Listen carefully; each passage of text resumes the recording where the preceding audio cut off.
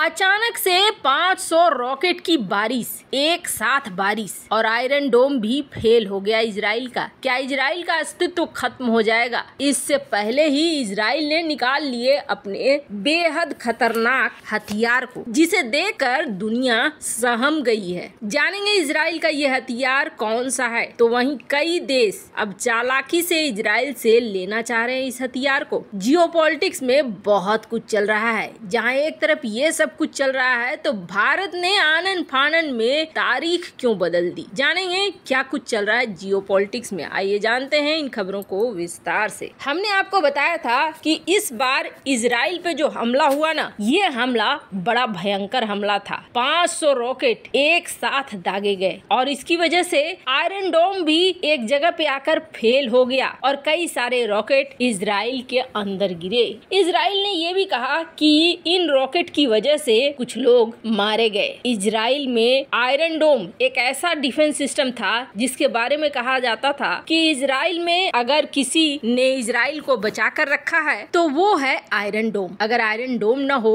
तो इजराइल का बचना मुश्किल होगा। हालांकि इसकी तोड़ हमास ने निकाल ली और गाजा में ये तय किया गया कि एक साथ बहुत सारे रॉकेट लॉन्च करो, मिसाइल डिफेंस सिस्टम इसे रोक नहीं पाएगा। और कहीं न कहीं ये उनके लिए फायदेमंद भी रहा। हालांकि इस अटैक के बाद इजराइल ने 40 के 40 फाइटर जेट दौड़ा दिए और ऐसी ताबड़तोड़ एयर स्ट्राइक की, इस तरीके का ऑपरेशन चलाया कि बड़े बड़े आतंकियों को खत्म कर दिया। कुछ तो बताए जा रहे हैं सुप्रीम कमांडर भी हैं। लेकिन इजराइल को एक परमानेंट तरीका ढूंढना था। इजराइल जो बना ही है अपने बलबूते पर और अपने आप को बचा कर भी रख पा रहा है अपने बलबूते से। वरना सोचिए, चारों तरफ से मुस्लिम देशों से घिरा हुआ इजराइल अपनी सुरक्षा खुद कर रहा है और बचा कर रखे हुए है। तब जब तुर्की भी ईरान को फोन करता है और ईरानी राष्ट्रपति को कहता है कि हम तुम्हारे साथ सपोर्ट में हैं और इस बार इजराइल को मजा चखा देंगे। इजराइल के खिलाफ एक बार फिर से गोलबंद हो रहे थे मुस्लिम देश, लेकिन इजराइल का नया रूप देखकर सब हड़क गए हैं, पीछे चले गए हैं। यहाँ तक कि चाइना, जिसने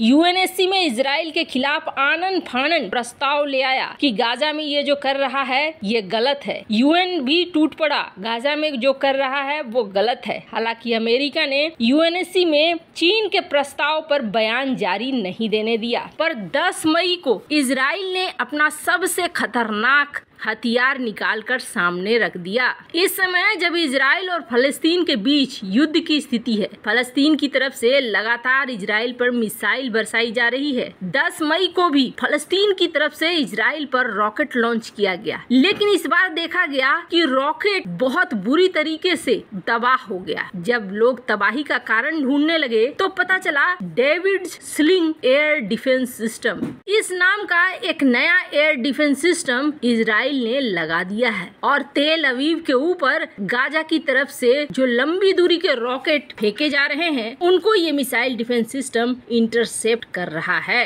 आपको बता दें, आयरन डोम के बाद पहली बार इस हथियार को उपयोग किया गया। अभी तक इसका परीक्षण नहीं हुआ और पहली ही बार में इसे सफलता मिल गई। ये बहुत बड़ी बात है। लोग जब एयर डिफेंस सिस्टम बनाते हैं तो उसका परीक्षण करते करते काफी वक्त लग जाता है, सुधार करते करते, पर ये एक ऐसा मिसाइल डिफेंस सिस्टम हुआ जिसको पहली बार उतार दिया गया और पहली बार में ही इसने सफलता हासिल कर ली है। डेविड स्लिंग को राफेल कंपनी ने डेवलप किया है। इसे कम दूरी की बैलिस्टिक मिसाइल, बड़े रॉकेट, क्रूज मिसाइलों को इंटरसेप्ट करने के लिए डिजाइन किया गया है। सिस्टम में वर्टिकल मिसाइल लॉन्चर और fire control radar, combat control station, launcher मौजूद है। और आपको बता दें इसकी रेंज क्या है, 40 से 300 किलोमीटर की दूरी, इतना में ये बैलिस्टिक और क्रूज मिसाइलों को इंटरसेप्ट कर देती है। इसकी कीमत कितनी है तो आपको बता दें, इसकी कीमत है करीब $1 मिलियन। आयरन डोम और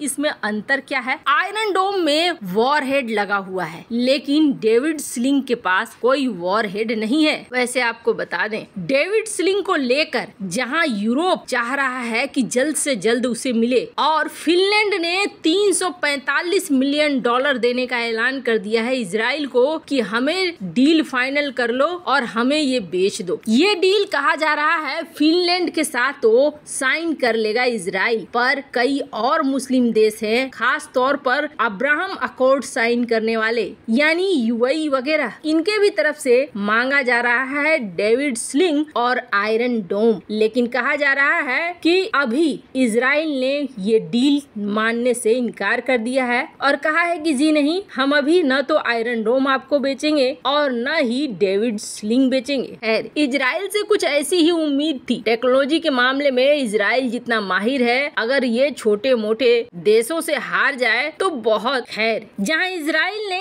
अपना काम बखूबी किया है तो वहीं दूसरी तरफ भारत ने अचानक से डेट क्यों बदल दिए। हमने देखा हाल फिलहाल में कुछ ऐसी चीजें हुई जिन चीजों के बाद भारत के कान खड़े हो गए। दरअसल हमने देखा कि किस तरीके से अग्नि ब्रह्मोस मिसाइलों के बारे में जानकारियां कथित तौर पर चोरी हो गई। भले ये जानकारियां बेसिक थी लेकिन भारत के लिए बहुत ज्यादा महत्वपूर्ण थी, क्योंकि भारत का ब्रह्मोस दुर्घटनावश मियां चुन्नू इलाके में पाकिस्तान के गिरा। हार्डवेयर या मलबा ये हाथ लगा पाकिस्तान के। अब ऊपर से डीआरडीओ के साइंटिस्ट द्वारा कथित तौर पर जो बेसिक जानकारियां पहुंचा दी गई वो भी पाकिस्तान के लिए मददगार बना। पर कहा जाने लगा कि अग्नि के बारे में भी बेसिक जानकारी पहुंच चुकी है। घटना तो ये होती है। वहीं दूसरी घटना हम लोग बार बार देखते हैं कि जब भी हम कुछ परीक्षण करना चाहते हैं तब चाइना हमारे आसपास अपने स्पाइसशिप को भेज देता है और ये स्पाइसशिप भारत के